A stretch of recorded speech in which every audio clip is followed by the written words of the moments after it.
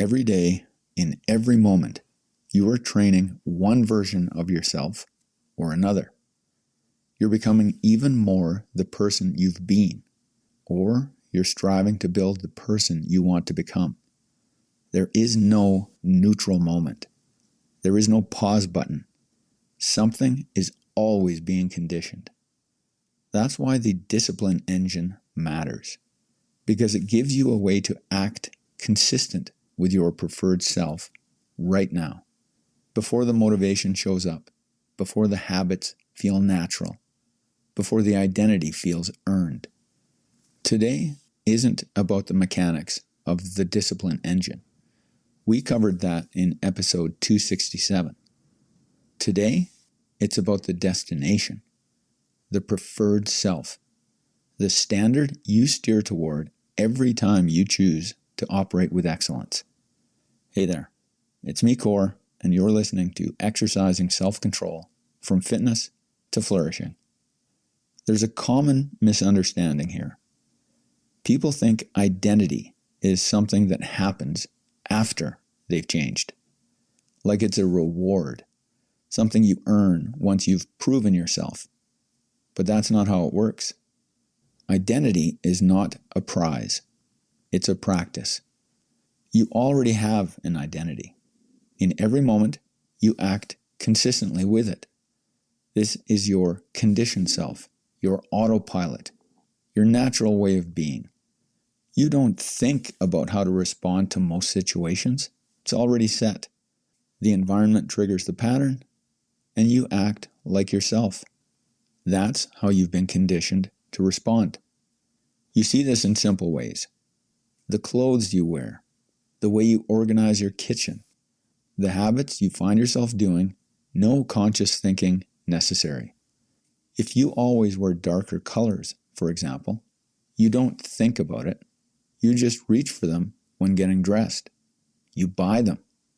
If someone gives you something bright, outside your norm, you hesitate. And if you do wear it, it feels off, uncomfortable. But that discomfort isn't a permanent state of being. It's conditioning. And you can change your conditioning. If you intentionally wear brighter colors long enough, they begin to feel normal, natural, like you. That's the work, shaping a new conditioned self. And that's where the preferred self comes in. The preferred self is not based on perfection. It's not some future version of you that you will eventually become. It's a standard, a behavioral standard. It's the version of you that acts in alignment with your highest values and most important goals right now, in this moment. Not someday, because someday is a fantasy, and fantasies don't change behavior. The preferred self is not something you wait for, it's something you enact. This is important. The preferred self is behavioral. It only lives in action.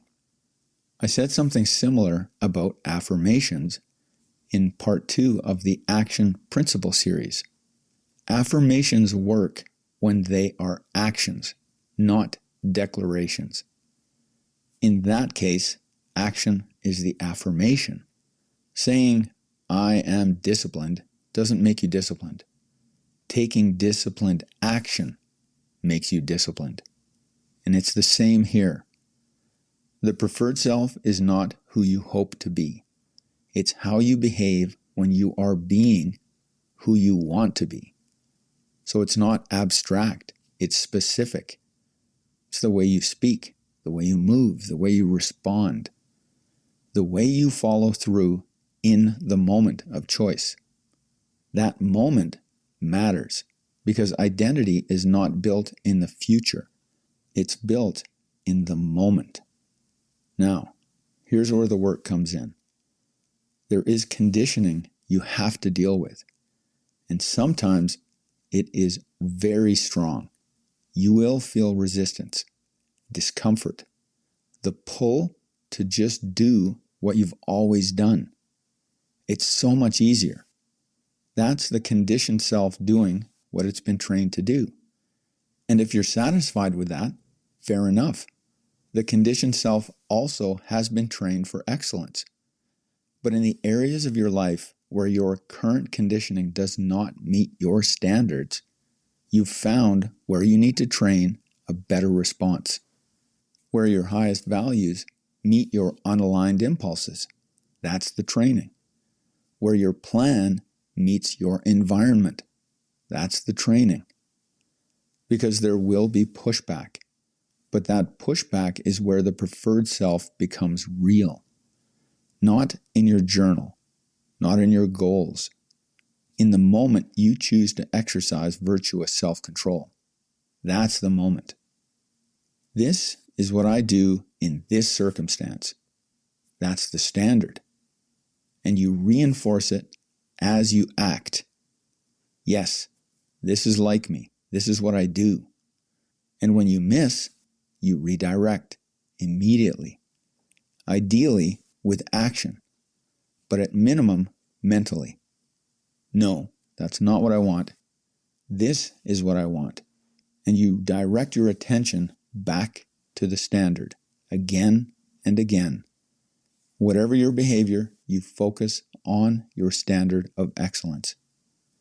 The preferred self tells you what to reinforce, what to redirect, what to measure, what to adjust, and what to train. Without it, the discipline engine has no direction. Now, one more thing.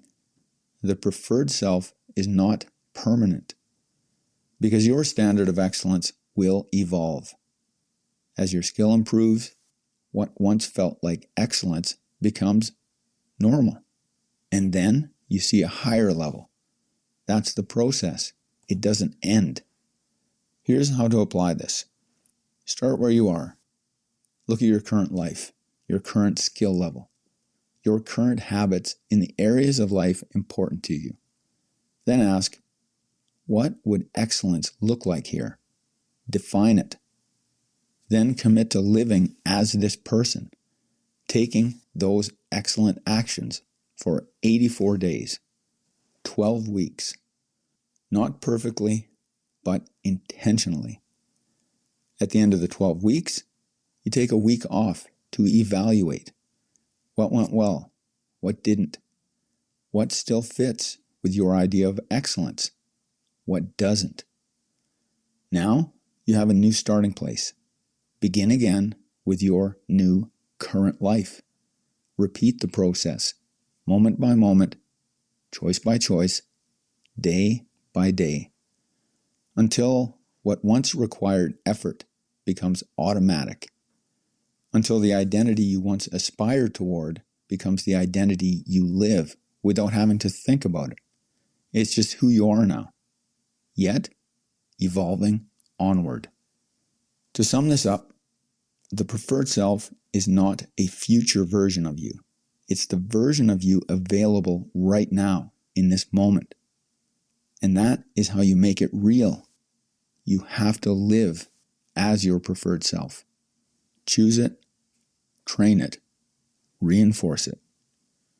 If you are listening to this and struggling with consistency, I've built a group around one rule. Don't break your daily standard.